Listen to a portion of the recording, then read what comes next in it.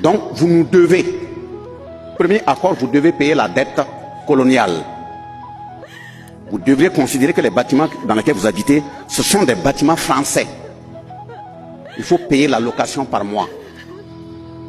Et il faut en sorte que les bâtiments clés, assemblée législative, en commençant par la présidence, il faut que ce soit proche de là où notre ambassade est.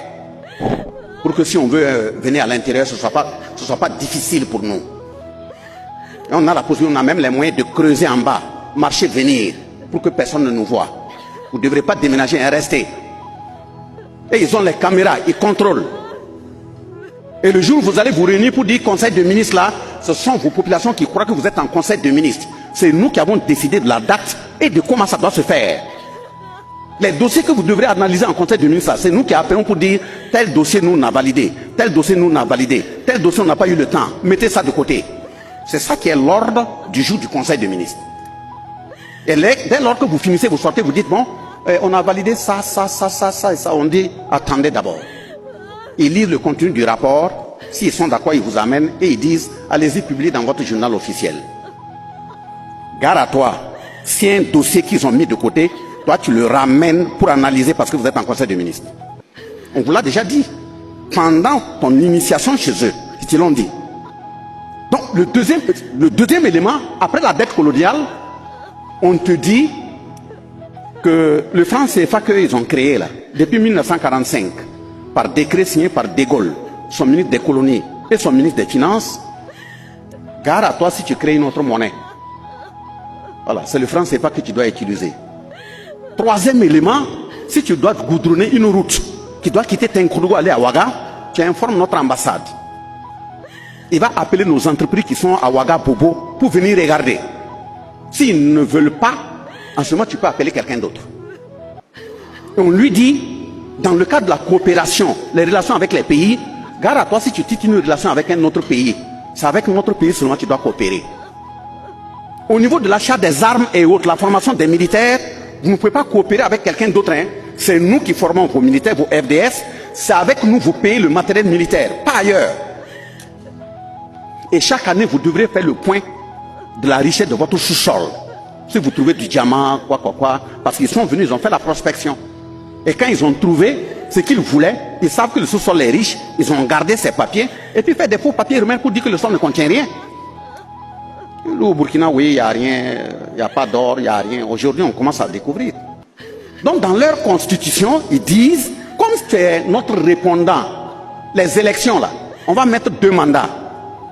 Mais c'est pas grave, ne t'inquiète pas, hein, on met 2 mandats, c'est pour la forme. C'est pour tromper le peuple. Sinon, c'est pas 2 mandats. Tant que tu vas rester et faire ce que nous on dit de faire, tu feras autant de mandats que tu voudras. 1 mandat, 2 mandats, 3 mandats, 4 mandats. Si on évalue et que c'est ce que nous on dit que tu fais, on modifie la constitution. On peut même dire, tu peux être élu indéfiniment.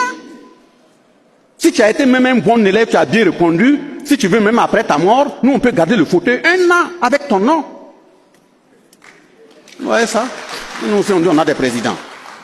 Et puis on dit bon, tous ceux qui t'accompagnent à agir pour nous là, il ne faut pas qu'ils s'inquiètent, ils peuvent voler. S'ils volent, ils ne seront pas jugés comme tout le monde. Il faut mettre ce qu'on va appeler une cour, une haute cour de justice pour eux. Et ils ne sont pas comme des citoyens. Donc, tu voles un poulet, tu vas faire 5 ans en prison. Bassolma est ministre ou président d'institution, ils volent des milliards, ils sont au courant, on ne l'amène pas en prison. Pourquoi? Parce que c'est la haute cour de justice qui doit apprécier celui qui a agi pour la France.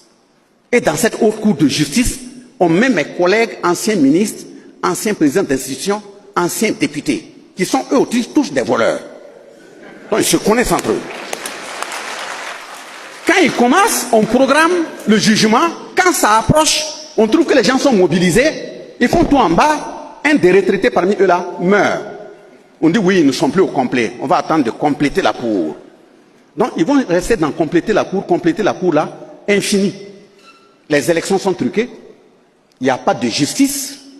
Et troisièmement, on dit aux politiciens qui agissent en leur nom là, saccagez votre base culturelle dans les villages. On a déporté vos chefs, on les a découpés. Mais il y a certains qui continuent d'être teigneux. Il faut les décaper. Donc on prend Bassolma, comme c'est la campagne, il rentre au village, le chef du village qui est là, qui est toujours correct, qui suit les ancêtres, on lui dit non, laisse-le, va payer un bonnet, paye une canne, va dans un autre quartier, installe un autre chef, et donne-lui de l'argent.